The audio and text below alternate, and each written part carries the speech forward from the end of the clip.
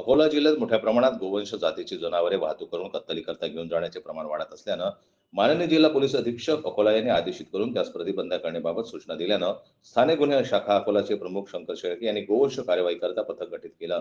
या पथकानं गोपनीय बातमीदाराकडून माहिती घेऊन दिनांक 31/12/2024 रोजी पोलीस स्टेशन बाळापूर हद्दीतील राष्ट्रीय महामार्ग 53 इथे तपे हनुमान मंदिरासमोर नाकाबंदी करून रेल्वे वगारी कत्तली करता हरियाणा येथून केरळ येथे घेऊन जाणारा कंटेनर पकडून त्यात 55 रेल्वे वगारी यांची अंदाजे किंमत 6,20,000 तसेच वाहतुकीकरता वापरण्यात आलेला कंटेनर 10 ज्याची किंमत अंदाजे 40 लाख रुपये असा एकूण 46,20,000 रुपये मुद्देमाल हस्तगत करून आरोपी मोहम्मद सौराब इसा वय 24 वर्ष राहणार हिम्मतपती रिठळ रियाद 28 मेवात राज्य हरियाणा,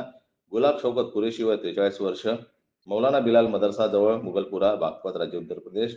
शमून इसा खान वय 24 वर्ष हिम्मतपती रिठळ रिवाट मेवात हरियाणा, मोमीन यासीन वय 27 वर्ष पुराणा कसबा मोहल्ला केतीपुरा बागपत उत्तर प्रदेश, यासीन शकील खान वय 30 वर्ष राहणार सटनगला तहसील मोंढा पांडा जिल्हा मुरादाबाद उत्तर प्रदेश यांना पुढील तपासासाठी पोलीस स्टेशन बाळापूर यांच्या ताब्यात देण्यात आलं. तसेच नमूद जनावरे यांना पुढील संगोपनाकरता आदर्श गौशाळा म्हैसापूर अकोला येथे ठेवण्यात आला आहे. सदरची कारवाई माननीय पोलीस अधीक्षक बच्चन सिंग, अपर पोलीस अधीक्षक अभय डोंगार यांच्या मार्गदर्शनाखाली पोलीस निरीक्षक शंकर शेळके, स्थानिक गुन्हा शाखा, पोलीस निरीक्षक विजय चौहान, पोलीस उपनिरीक्षक मजीद पठाण, पोलीस अंमलदार महेंद्र मलिये, वसीमुद्दीन रवी खंडारे, अब्दुल मजीद, खुशाल नेवाडे, अमोल दिपके, चालक प्रशांत कमलकर, मनीष ठाकरे यांनी केली. जन्मत लाईव्ह न्यूजसाठी देवानंद खेरकर यांची रिपोर्ट अकोट.